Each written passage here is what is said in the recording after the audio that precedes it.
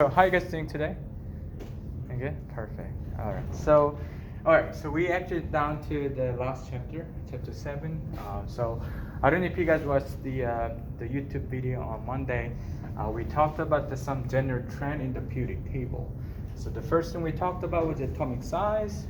The other one we talked was ionization energy. So here's the thing. For just quick review, the size, atomic size.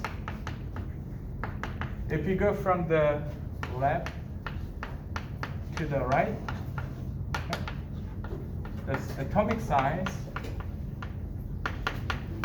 will decrease. Okay, so just remember this one. This is a common mistake because we always read the periodic table from left to the right, top to bottom. So you go this way by following the numbers of protons, which is the atomic number. So 1, 2, 3, 4, and go on in this way. So if you go from the top to bottom, obviously atomic size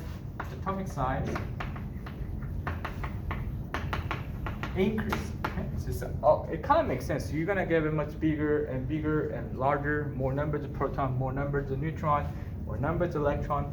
It makes sense if you go from top to the bottom, you have a bigger size in the atom. But interestingly, if you go from left to the right, which means if they're in the same period, same row in the periodic table, it actually decreases.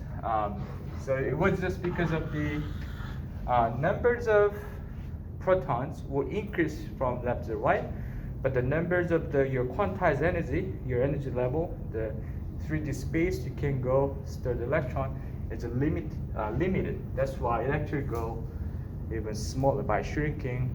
More positive charge centered around the nucleus will pull down the electron much strongly. Okay, so this is what we did last time.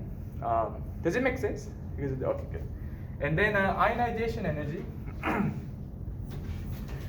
So we just got IE, ionization energy.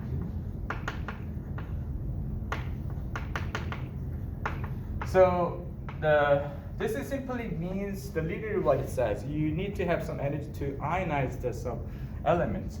But to ionize the elements, you need to have that lose the electron. So to remove the one electron from the element, if you need to do some amount of work and some amount of energy. So that require amount of energy to remove the first electron from the element is what we call ionization energy. You're making some ions from the elements over there. So that is actually opposite to what we did for general trend on the atomic size. So we actually decrease top to bottom. So meaning it's actually increased from the bottom to the top, and the left to the right it actually increased. Okay, so ionization energy will increase left to the right. And it will decrease top to bottom. So this is what I already told you last time on Monday. It's just simply because of the distance. So if you have a bigger and bigger atomic size, you're gonna have electrons on the most outer shell, which is very far away from the nucleus.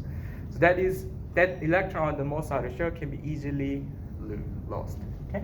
So this is why you don't have to have much of an energy if it's bigger elements to steal the first electron. So that is why ionization energy is totally opposite in general trend to the ones of the atomic size. Okay, makes sense, right? This is what we did already on Monday. This is the quick review. Okay. Just a couple more things before I move on to the next step. Okay, so if you have a certain this is the lithium, right? So maybe this is the size of the lithium here, and they become cation. Okay, cation like this, and then when elements becomes cation, so this is just element form. It goes to the cation form, meaning they losing electron here, right? They're losing electrons. So electron density will be smaller. So it will be much stronger force from the positive charge in the nucleus will be take on the electrons on the elements. So this cation will become smaller in size than the ones of the neutral one. Because now to lose the electron, so the distance where you determine the size of the atom, how far you can store the electron will be smaller. So that is why when elements become the cation, the size of that element cation will be smaller than ones of the element form. Okay, makes sense, right? Okay. So can you guys actually think? How about we have some like a really good group 7 element, like a halogen over here, So if you have, so for example, the chlorine right here, and now it wants to actually become anion by taking. So I'm going to actually write the electrons over here. So if it becomes the anion, so maybe you have a size of this one, okay?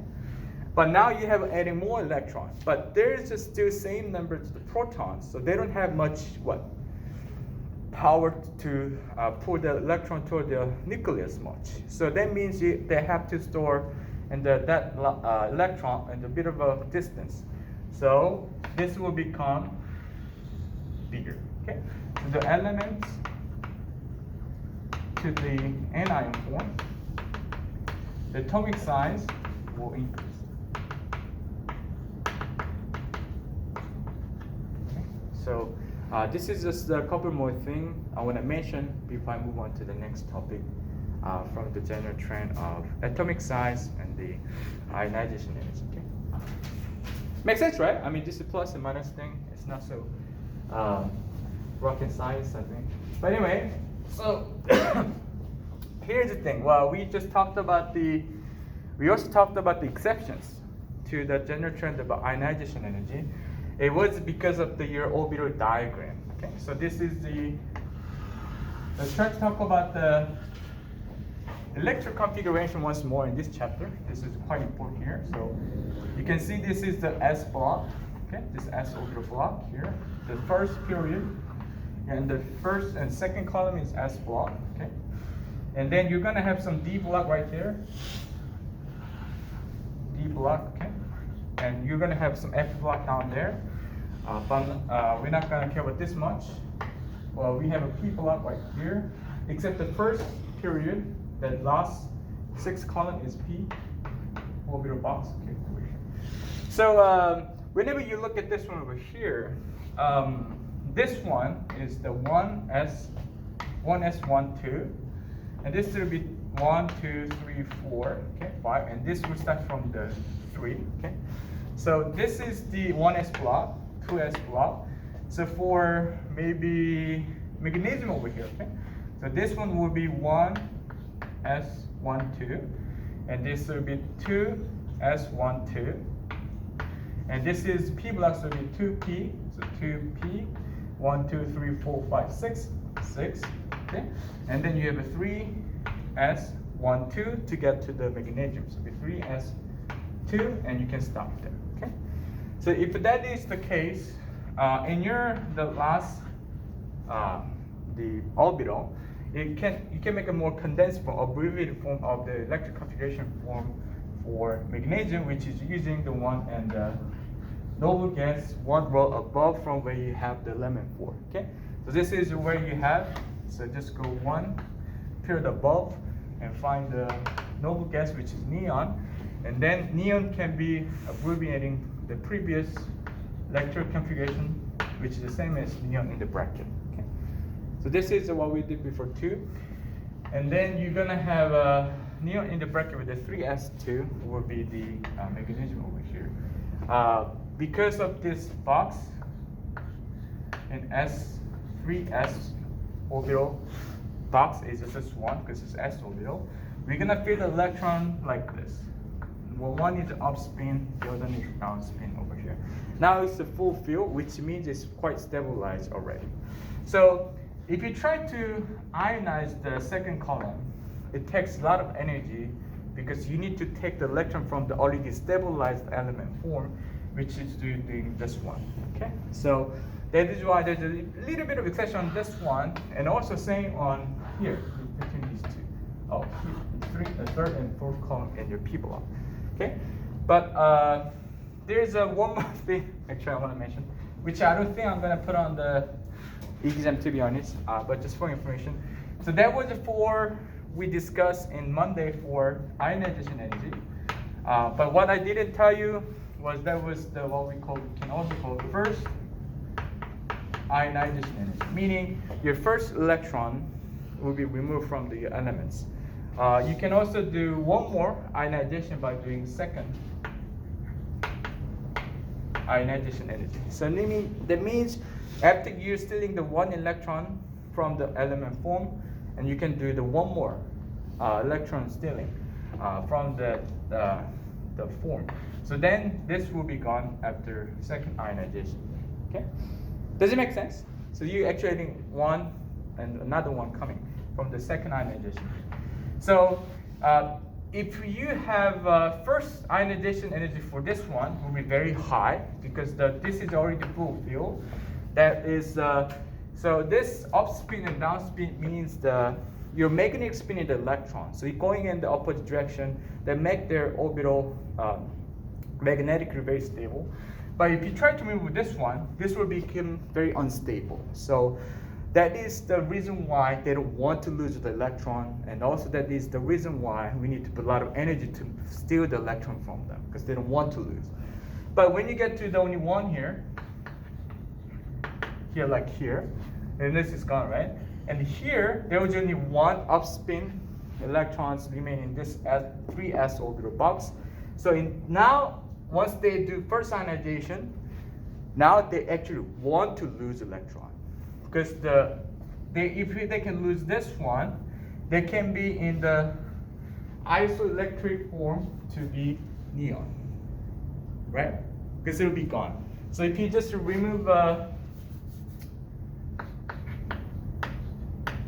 so if you do first ionization is one, which is very unstable for this one. But if you can do this one, you can actually do this, which is good because the noble gas is the one that is very stable in electric configuration form. That is resembled to the ones in neon in electric configuration form. So for second ionization energy, it will be very small because they now wants to lose to be even more stable. Okay. Does it make sense? Yeah, yes. So let's do calcium over here. Okay, calcium. So I'm not gonna do the long one, but let's do the condensed one. So just go one above, one over there. Okay, and then this is the argon. So we have we're gonna put the noble gas in the bracket, and you're just gonna start from here because that will abbreviate from here to here in this. Okay, so we're gonna do 4 here, 4s, 1, 2, right? For calcium. Okay, so maybe if this one goes to this first ionization, it will become this, which meaning your 4s orbital box was once here, now to only upspin electron will be remainder, which is very unstable, okay? Because it's not equally balanced in the magnetic force. So in that way, when you do second ionization, you can actually remove this one as well, because you're gonna steal another electron from there, and it will be just simply this one. So I'm not saying they're the same now, okay? I'm not saying this one, but electron configuration form-wise, they're same. We call it isoelectric because they have the same numbers of electrons, but different numbers of the protons. So they're still not the same element yet, but they can be still quite be more stable because of the electron configuration form will be same as the ones in the noble gas. Okay, so in that case, the first ionization energy will be very high because they don't want to lose it because they already stabilized. But once they lose the one electron, they just want to get rid of the other one as well to be even stabilized, becoming the ones in the electric configuration form of the noble gas. Okay, kind of makes sense. Kind of makes sense. All right, so next was about the second ionization energy. Okay, so This also kind of explains several the characteristics of the periodic elements in the periodic table. Okay?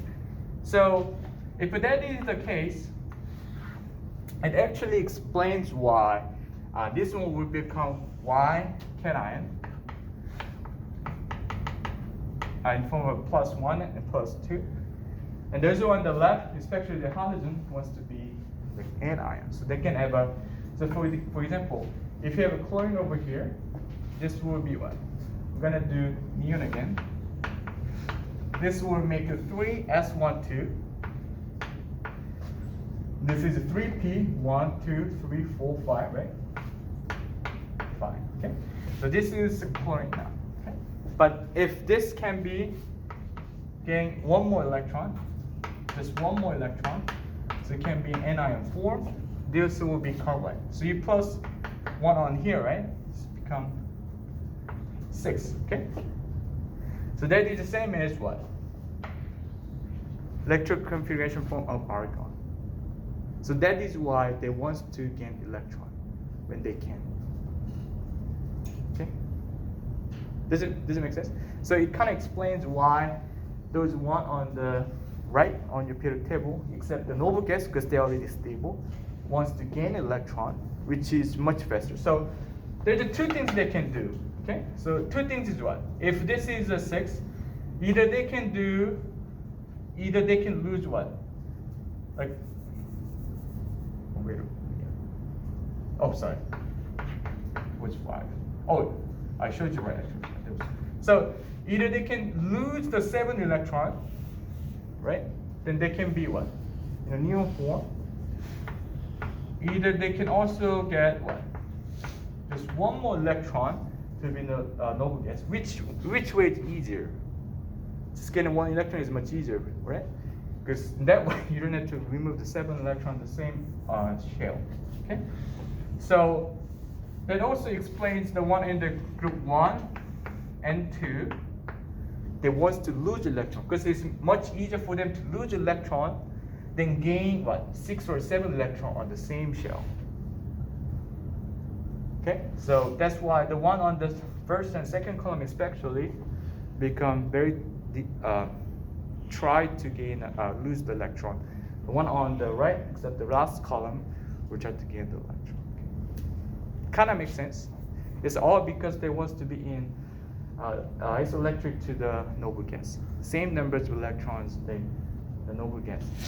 Okay. You're gonna actually learn about the octet rule in Gen Chem 2. Are you guys taking Gen Chem 2? Yeah. So you get this by following some octet rules. But this is what happens to when they ionize. Okay. Can I move on? Does it make sense? Okay, perfect. All right. If that makes sense, then this is also kind of makes sense now. So you have, except the hydrogen, this is too small. The first group is what we call alkali metal. So alkali metal, the characteristic of alkali metal is when you put this alkali metal into the water, when it goes into the water, they like highly reactive. Very highly reactive. Okay? Because they want to lose electron like right away, like really well. Okay? So they become cation form over there in the water. That is why this alkali metal is very highly reactive to the water. So if you put the sodium metal into the water, it explodes. So a lot of energy change there. Okay. But the second one, the beryllium not so much. The magnesium with a very high temperature, yes. But most of these group 2 elements are readily reactive to water. So there's somewhat reactive water, but not so much. Now can you guess why, right? Because either they can go into the second ionization will be really, really fast. But to get to the first ionization is kind of a struggling. So because of that, this alkali metal is much more highly reactive to the water than the second one. And the third one, not so much. They're quite stable become here. Because losing 2 or 3 electrons is very hard for them to do. So do you know, this is not in the chapter, but are you guys taking organic chemistry? No? Okay. So do you know organic chemistry is about the compounds mainly made of carbon? Do you know, and our body is made of carbon too, right? You guys know that, right? Do you know why carbon is so special? So here's the thing. What might be the most common element in the universe? Nitrogen. Oh, nitrogen, yes. Nitrogen is quite common in the universe too. But let's try to think about the atomic size. The way the simplest form might be what? Hydrogen, yes. So 90% of the universe is hydrogen. Okay? About the 8% is helium, which is what? Sun. The solar system does. Most of the matter is coming from where? It's a star, right? Star, sun. And then most of the rest is somewhere here. Okay? Because it's small. It's easier for them to keep the metal element form because it's smaller. If you try to keep the one that's very heavy, like uranium, plutonium, very hard. That's why they have a very radioactive activity. So anyway, so relatively speaking, carbon is not so small, but not so big. So there might be quite abundant numbers this one. And it's in what? Where? Group 4. So for this one, what? Either you can get 4 electrons or losing 4 electrons to be in the noble gas form. So what carbon does is nothing. Carbon is usually not so reactive, which is good. What? Because think about it. If your body is made of highly reactive metal, when you touch the water, what happens? You explode. But you're carbon-based. Your body is carbon-based because of that. Because we want things happening at a very slow mechanism, very slow rate. So you can actually keep your desired biological functions. It has to be all mainly based on carbon or some like sulfur something. Kind of makes sense. Okay, anyway, I'll just move on. Okay, so the next one I also want you to remember is this one, this box. So if I can draw this one, let me draw this one. Okay, so this part is what we call non-metal, and like I said, this is the last column is the noble gas. Last column is noble gas. Okay, and these two are the alkali metal. Oh, the second one is alkaline earth metal. This is the second column, that's group 2. And the one in the D block is what we call transition metal.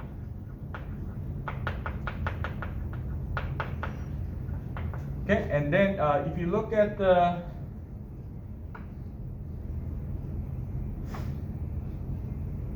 this one, okay, sorry. I'm sorry, here. Down to here, this is what we call post-transition metal. So you see this, the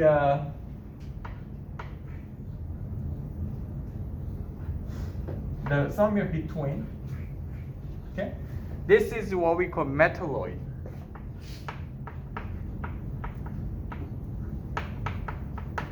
So the metalloid simply means it has characteristics of the metal and also the non-metal. So this is the one on the right from the metalloid is non-metal.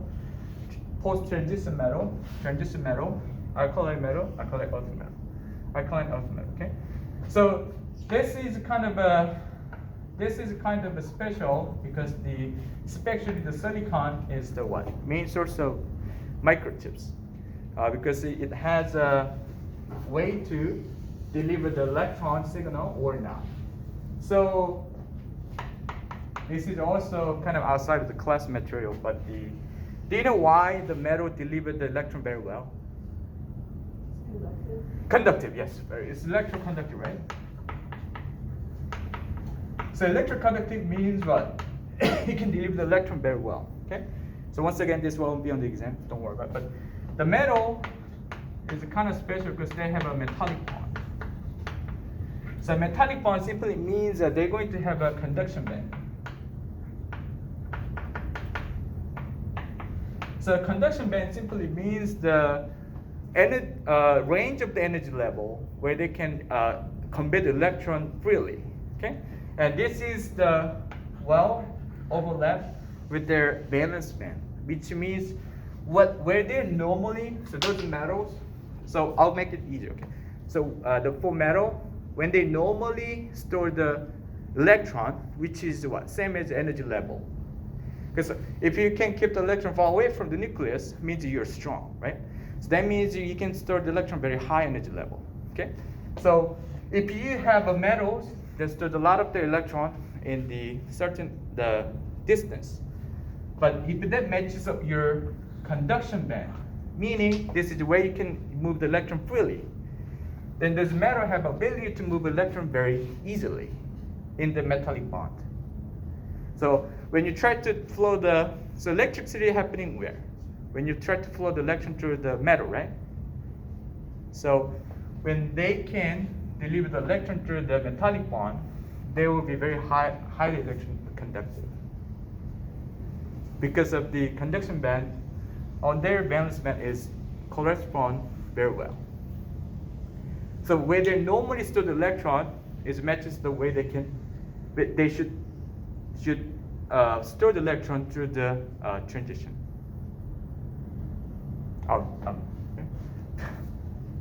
But the non-metal one is not. They don't have the electron where they have a conduction band. But those are the ones in the between. So either they can possibly convey the electron, sometimes they do not, which is good for what? Making electric circuit. So if you can make some very complicated circuit there, okay, you try to shoot the electron there, but maybe you can put some like a signal, so they can block it, but only going to this way. Until you block it, they here. So in that code, you can store the information. So this is microchip. I'm not expert on this one, but this is why we're using metal alloy, like silicon.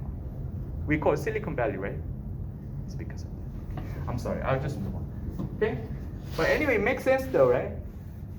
Why we're using there's a periodic trend. So if you look at the periodic table, just simply know where those elements are in the periodic table, you can actually assume what might be the characteristic of that element by just looking at the location of the element in the periodic table. Okay? Makes sense, right? I'm sorry, I did my best, but if you have any other question after class, just let me know. Okay? So I think that's it for chapter 7. So we're done with the chapter 7. So from Friday, I'm gonna hold the review sessions for the final. So that means we are going to have 5 review sessions. So Friday, Monday, Wednesday, and Friday, and then next coming Monday, that will be the last one. We're gonna have a 5 review session because your final exam will be comprehensive. So I'm gonna spend quite a long time to cover all chapter 1 through 7 on those 5 review sessions. Sounds good, right? Yeah, good. Or we don't have a third test? Oh, we don't have a third test. Okay. We only have a final now. Yes. Okay. So the chapter 7 will be included partially in your final exam. Yes. But mainly it will be composed of the one we already did for exam 1 and 2. Yeah. So my tips I can give you today is if you can just keep watching the review session I did hold for exam 1 and 2 will be very helpful anyway. But I'm gonna do the review for the chapter 7 first on the review session, and I'll move on to the other chapters for the final exam. Okay, and you guys know that the final exam will be Canvas online exam, right? Isn't it right? So it will be open book test. So there won't be much of the stress for memorizing a lot of stuff.